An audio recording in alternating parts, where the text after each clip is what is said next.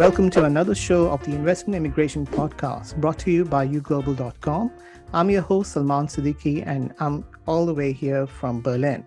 So today we're going to focus on Belgium and the investment immigration options there.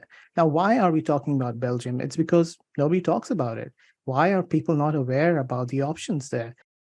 We're going to talk about also the different kind of visa options that one can utilize to maybe buy real estate or start a business or, acquire a company there. So to understand all of this, I have a special guest today in our episode. Her name is Emmanuelle Halabi. She's the founder of Halabi Associates. She's joining us all the way from Brussels. Welcome to the show, Emmanuelle. Thank you, and hello, everyone. Thank you. And thank you for your invitation. Thank you. And let's get into the heart of the matter. Firstly, why don't people know much about Belgium's investment immigration options? Just explain to us what people are missing out on. Oh, it's complicated. We are communicating a lot about it on our website. It's true that if we compare with other EU countries, probably other EU countries communicate more. I think about Portugal. We know that they go with the golden visa. I think Spain does it as well. And it's true that Belgium doesn't really communicate. They should, because as any other EU country, Belgium needs and loves foreign investments. So that's why we are here as well, to communicate on their behalf.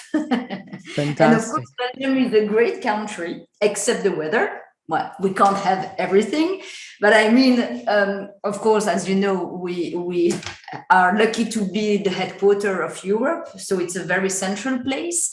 We have the sea, we have small mountains, but mainly we have a great quality of life, I think. Even if we criticize a lot, like everyone does, but I mean, we have a great health social security system.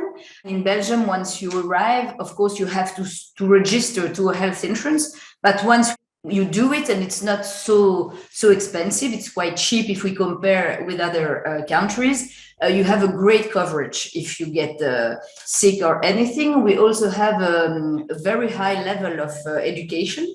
And schools and university are, I won't say free, at least schools are free, except private school. University are not free, but they are also very cheap if you compare with other EU countries. So I think we are very lucky because we have a great system which allows everyone to have great chances for the health, for the education, and also great quality of life and great restaurant food and beers. Of course. And, this is something like, of course, one expects from a European Union country, especially Yes. from Belgium.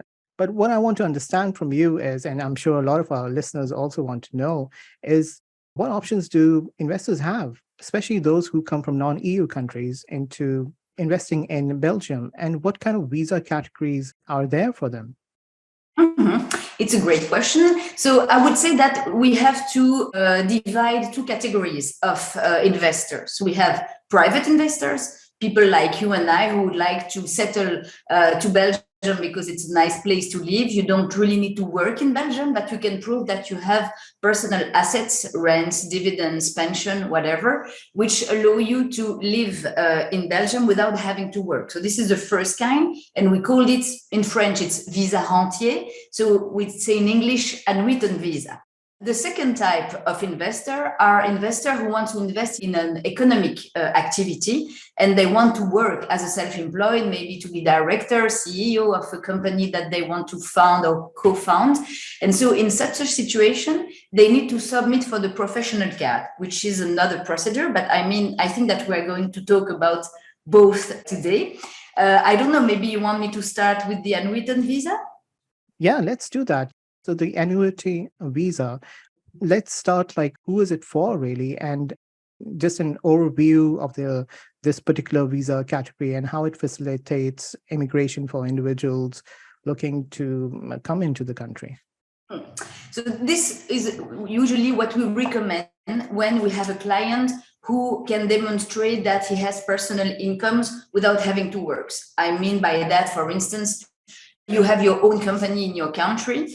You don't need to work there anymore because you have a great team and you just need to keep being the boss, and you receive dividends or any other incomes, or you own real estate and you receive rents from it, or in other country, EU country, or even in your country of origin. But it can also be an investment that you want to do in Belgium. Okay, but I mean the annuitant visa concerns any people who doesn't want and doesn't need to work in Belgium, but this person has to prove that she has personal incomes, and those incomes have to be sufficient and regular. And at the end of the day, once they receive the visa, they must prove that they can transfer those incomes in a Belgian bank account that they will be allowed to open in Belgium. So I would say that this is the main criterion, is proving sufficient means, but it's not enough. You also have to prove that you have strong ties with Belgium. For instance, because you used to live or work in Belgium or with Belgian people, or maybe because you have family in Belgium, or also because you invested in a real estate in Belgium, or maybe in a Belgian company as an investor, not as a self-employed, but I mean not as an active associate, but just as an investor. This can also be a proof of a strong tie that justify that we want to be in the country where you have your assets in Belgian company that you support financially. I would say that those are the main requirements, and it's true that when we have clients who come to see us and he asks what are his options, we usually explain that he has 3 options in order to get the permanent residence and maybe later the citizenship. The first one is the annuitant visa if he can afford to prove those sufficient means. The second one is the single permit, which is work permits by working for a Belgian employer. And the last one is the professional card, which means an investment in a company, in a Belgian company. But it's true that for the professional card, honestly, it's more tricky to get it. It's longer. It takes a lot of time. I will talk about it later, but they do a lot of check and investigation. And so it might take a year. If we compare with the annuitant visa, we usually get a decision between 2 and max 4 months. So clearly, and also the conditions are easier. I see, understood. So that's a good explanation of the difference between the two categories. But before we jump on to the professional category that you mentioned, let's talk about the sufficient means bit. Yes. About the annuity. Like what does Belgium consider as sufficient means for this particular visa? So again, since they don't really communicate about this annuitant visa, they don't communicate neither the conditions. So it's really the practice. So what they mainly want is that people can't become a load for the social security system. And so they usually consider the minimum to live under the poverty, So for the moment, for instance, we usually recommend to have minimum 2,000 euros per month net from any kind of income, which is not, it can't be a salary. So if, for instance, you say, I'm a worker for a company abroad, and this company allows me to come to Belgium and they will keep paying me, this is not accepted because they consider that it's not stable, since the contract might end once you arrive to Belgium, which is, for instance, the opposite in Spain. They make the digital nomad visa now. We don't have it yet in Belgium. I pray for to get it, because since COVID, of course, everyone wants to become a digital nomad, and it would make sense to do that in Belgium as well, but it doesn't exist. So for the moment, it can't be sufficient means from a work.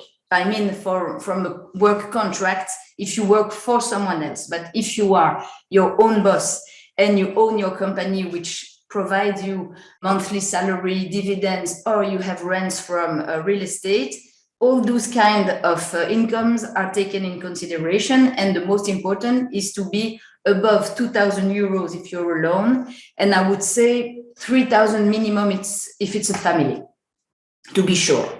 I see. Okay. So before I ask you a question about the digital nomad visa and why Belgium still doesn't have it, I want to stick to this visa still. And I want to ask, who is particularly applying for these kind of visas? Is it mostly people who are already in the EU and they want to, in some other EU state and they want to now move to Belgium?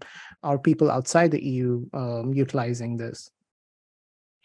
Well, it's a good question. I would say both. So mainly since I'm a Lebanese origin, I have a lot of clients from Lebanon who want to do that because they already have family in Belgium and they want to get closer from their family. We also have, ancient ambassadors who used to live in Belgium and they were very happy and they invested in real estate. And so they want to stay here at the end of the mandate. We also have people coming from abroad and, they have family here or relatives or friends or business relation. And they came often to Belgium. They realized that it's a great country. And then they decided to invest in Belgium also because in real estate investment in Belgium, I think it's still really interesting comparing to other EU countries because it's cheaper. If you buy an apartment in Brussels, you can have a great and big apartment for 300,000 euros. You can't get that in Paris, or otherwise it's a studio and it's very, very small. So if you compare, it's cheaper and also you have a great turnover. If you rent it, it will usually after 5 years, you already have a great turnover. So I think it's a good place to invest in real estate. So talking about the real estate option now, how do you recommend people to do that? Do you recommend them to come via this annuity visa and then they come and see a property and put their money in it? Is that the route you recommend to them?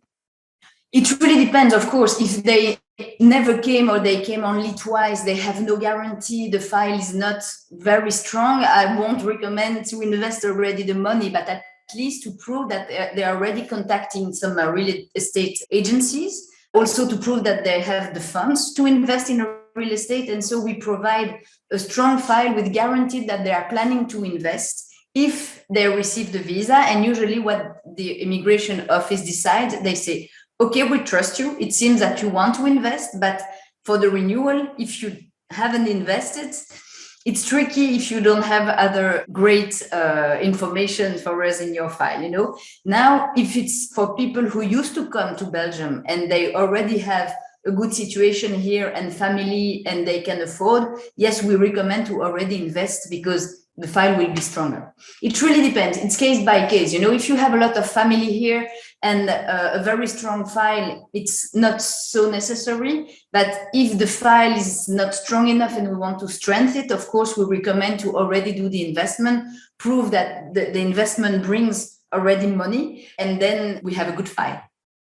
I see. I understand. So, but to clarify, people who don't have, say, for example, strong family ties or that sort of connection in Belgium, they cannot come into the country and buy property like the way we see it can be done in Portugal or was able to do that, or in Malta. It's not the same way that we see, right? This is the strong connection with Belgium has to be proven. Yes, but having a lot of real estate can be a strong connection with Belgium. So for instance, I have one client, they had no property yet once we submitted, but most of their family was here. And so it was okay.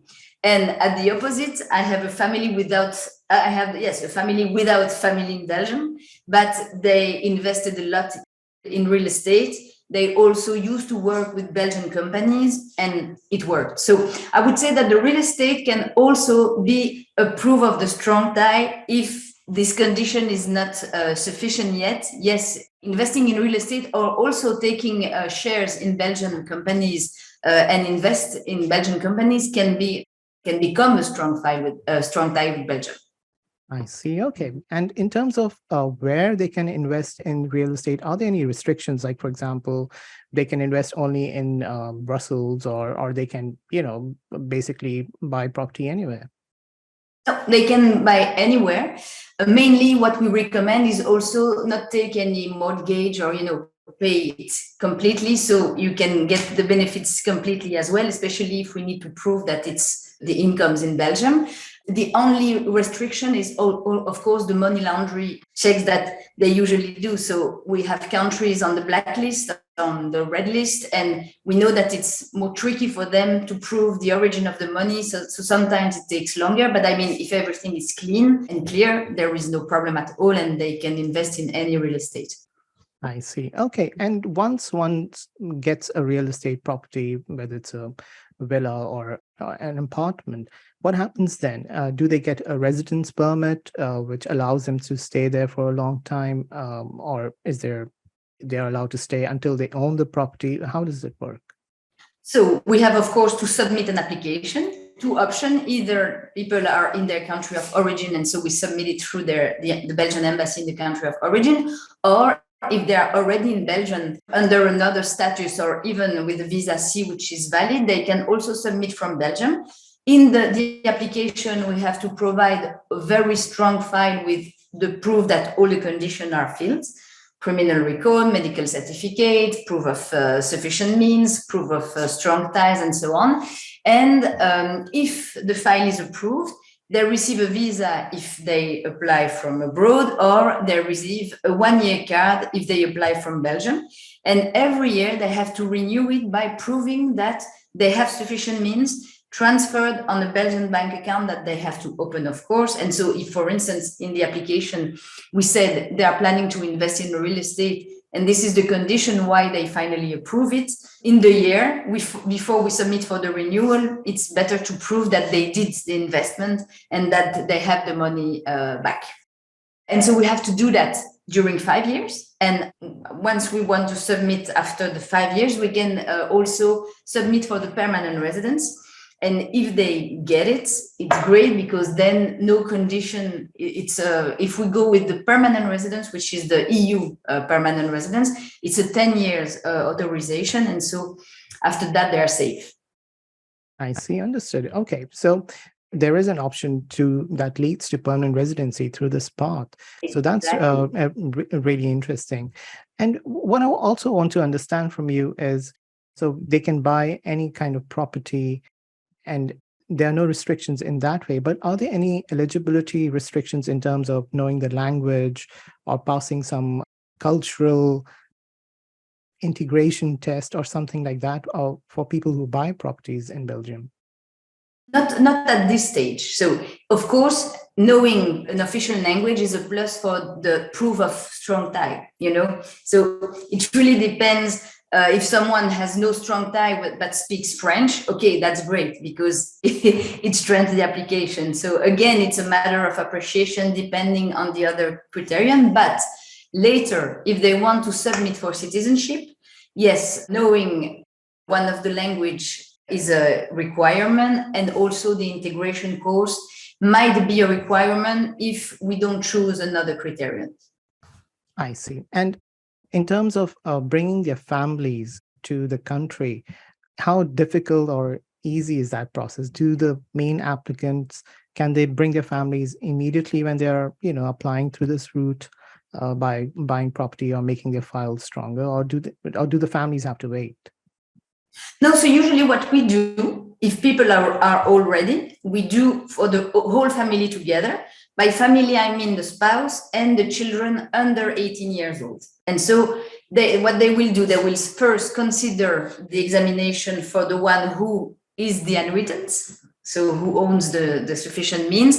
And then if they say yes, they transfer the application, the rest of the application, to the family reunion department, which will take the decision for the rest of the family. But they can also decide to start with one, and then a year later, when everything is ready and the rest of the family comes. And again, it's the spouse plus the children under 18 years old.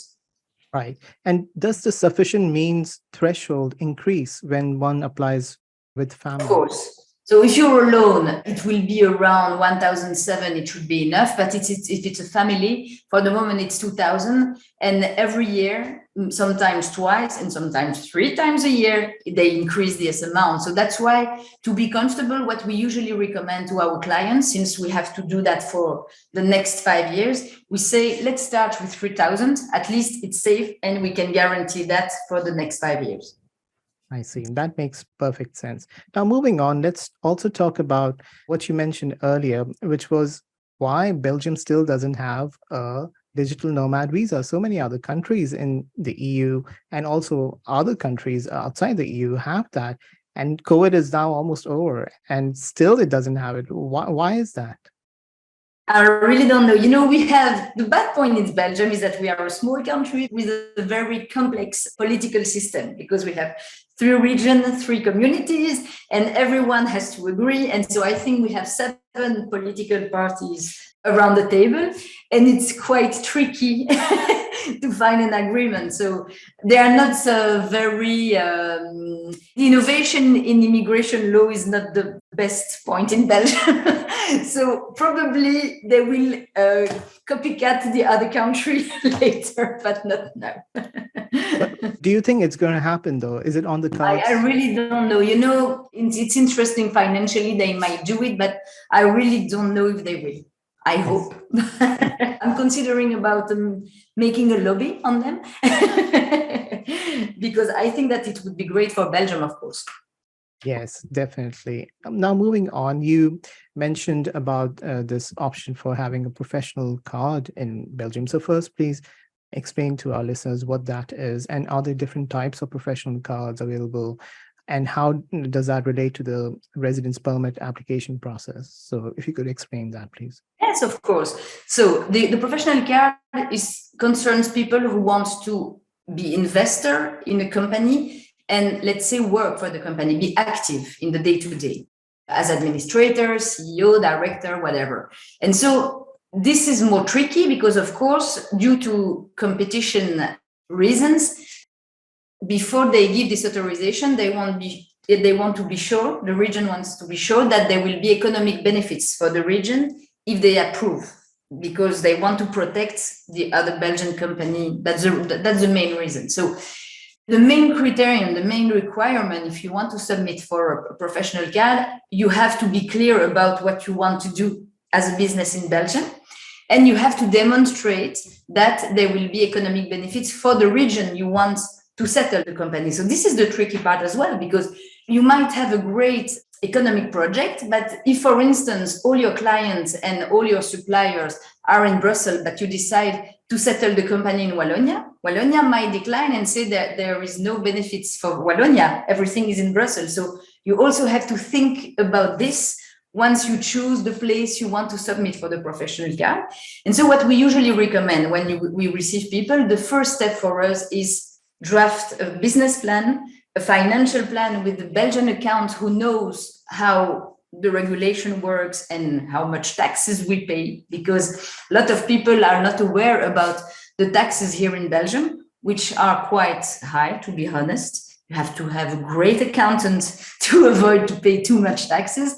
And so, sometimes they come, they think that it's the same than in their country. For instance, in Lebanon, they pay 10% of taxes, which is nothing. So once they arrive here, they have a financial plan, but they take in consideration the Lebanese taxes, not the Belgian one. And so, of course, the difference between 10% totally and 21% VAT plus 20% for the company tax plus the taxes on your employee is almost 70% of your turnover, which goes to the tax. So this is really important, to prepare properly the project, have a great financial plan, realistic, but sexy, but realistic as well. A great business plan, market analysis, market survey, to know your competitors, who will be your target. Everything must be very defined and clear. And only once this job has been done and we have a great project, then we can submit for the professional card and expect a positive decision. But it's not so easy, because you have to provide a lot of documents, do a lot of work to prepare the documents, provide also the proof of your skills, of your financial assets, because you have to be solid. You need money to develop a business, and it takes time. So you have to be patient. Sometimes we have clients, they come to see us and they say, I want to open a company and get my professional card in 2 months. No, sorry, it won't be possible. Even if we work very hard every day and every night this won't happen because they take a lot of time. They have a lot of application to examine, and they do so many checks that we usually explain that it will take minimum 6 months, and it can be a year before you receive a decision.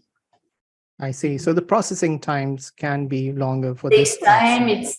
It's very technical. Yes. I see. But in terms of, share with us some success stories about what kind of financial plans worked, and some maybe of a client, maybe your own clients that you could share which were successful in the end, and your recommendations based on that.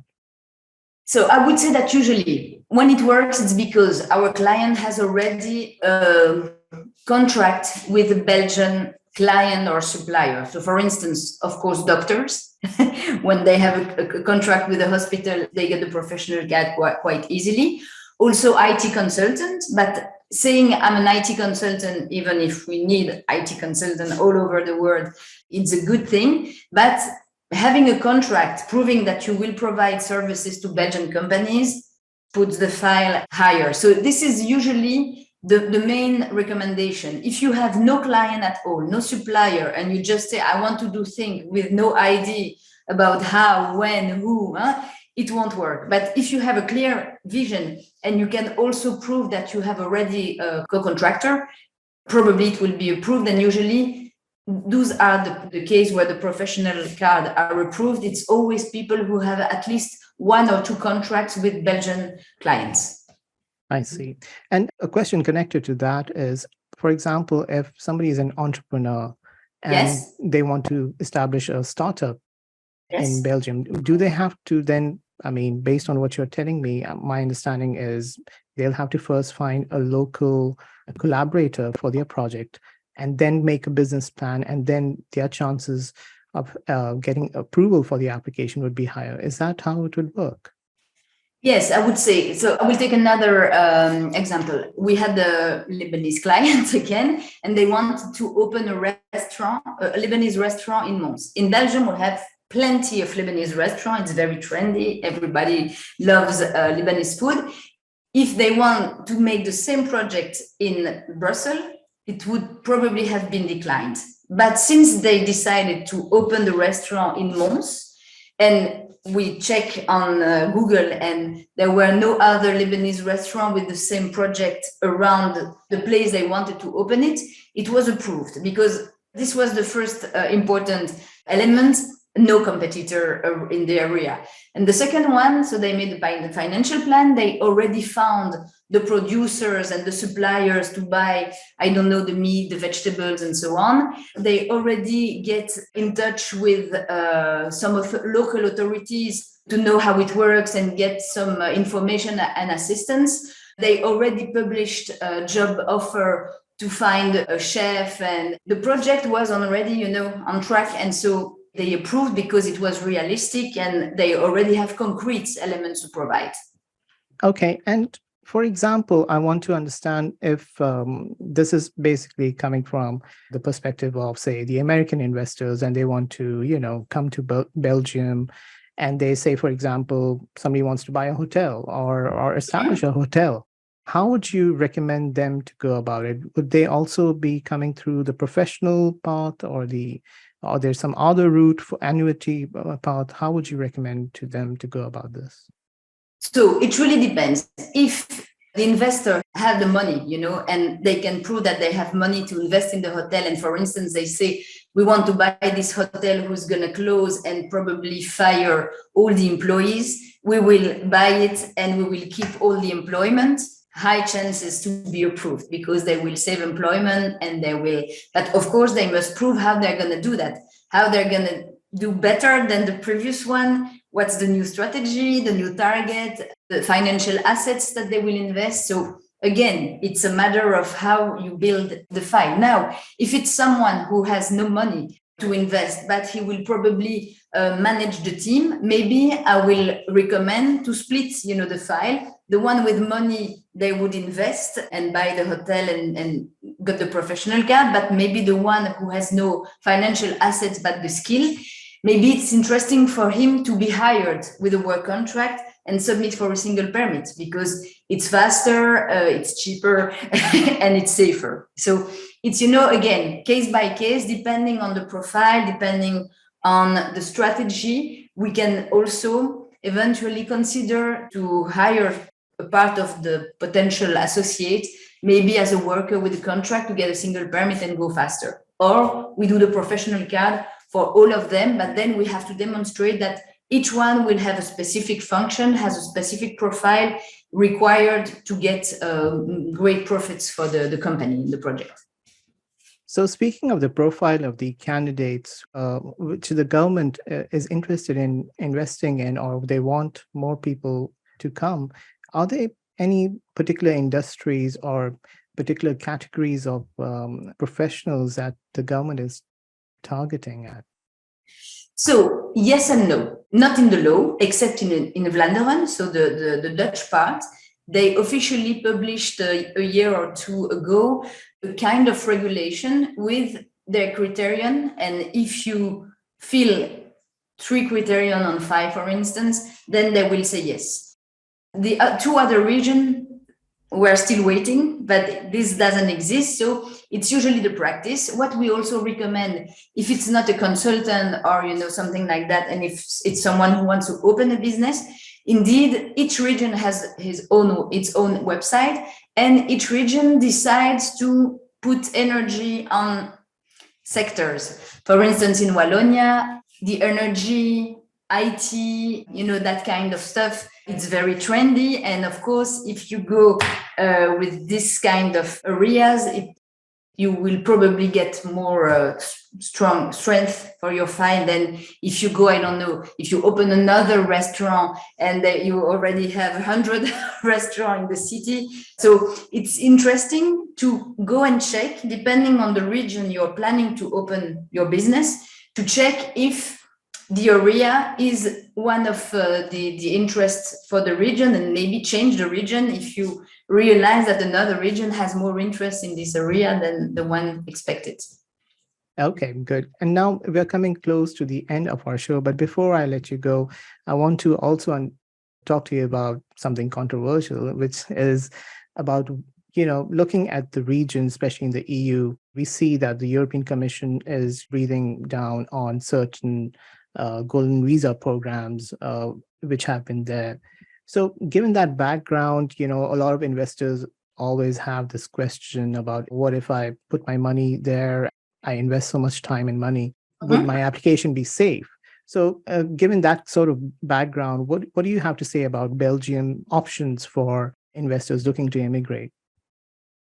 Honestly, I think it's most of the EU countries do the same. When there is money, there is interest. And so if we have investor, private or, for companies who can provide guarantee that financially they are strong, usually they say yes if the profile is good, because Belgium needs that. So I really think that, anyway, the way we work, because we understand that it's a concern, putting a lot of time, money, energy for an application that's finally rejected, it's not okay.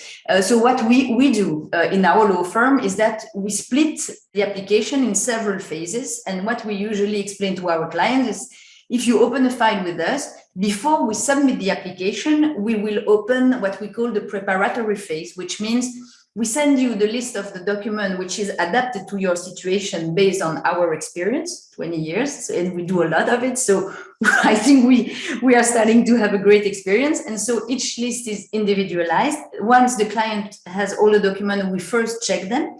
We provide recommendation if the file is not strong enough. And sometimes it's not strong enough. And so instead of paying the second fees and other fees, administrative fees, and wasting time, we say, okay, either we push on pause and then you update whenever you can and you come back after 6 months, 1 year, and that happens a lot. And then the chance of success are very high, or we stop it, or we go forward because the file is great. And so I think this is the best way, to work, because of course we can never guarantee. And when you receive a client in consultation, he provides some information. You can't check and verify them before you receive the document matching with the information. And then you can say, okay, we have a strong file or not. So I think it's a wise way to work. But I would say that mainly since 2 or 3 years, we decided, also to focus more on immigration, economic immigration, which means unwritten visa, professional card, and single permit, because clearly we get higher positive results since we do that, because this is clearly what they want in Belgium. They prefer this than humanitarian case. So clearly with a strong file, and of course we can help to build them, but with the strong file, you have very strong chances to be approved. That's what I would say. I see. All right. Thank you so much for sharing your thoughts on the... It was my pleasure. And maybe another important information I forgot to mention. Yeah, I'm sorry. please go ahead. Because I know that our client asked that a lot. In Belgium, I think that one of the reasons also it's important and it's interesting to choose Belgium is because for the citizenship, we have conditions which are softer if we compare to other countries, because after 5 years, once you receive, so first you have to get the permanent residence, but then once you have it, after 5 years of legal residence, you might be eligible for the citizenship, and the procedure itself takes 6 months. If we compare to France or Italy, I know that it can take 2 or 3 years. In Belgium, it takes 6 months if all the conditions are filled. So of course, there are other conditions. We talked about it earlier, integration, language, but I mean, it's quite easy to get them. You have 5 years to reach them. And so I think it's another very interesting advantage is that after 5 years, you can get an EU citizenship. That's indeed a big advantage for many of our listeners who are tuning in. I'm sure they'll be watching for that citizenship option as well. So thank you so much, Emmanuelle. It was a pleasure. Thank you again for sharing with our listeners. And in the end, I would also shout out to our listeners that please stay tuned to our show. We'll be bringing you more episodes about more programs from around the world. So stick around. Thank you.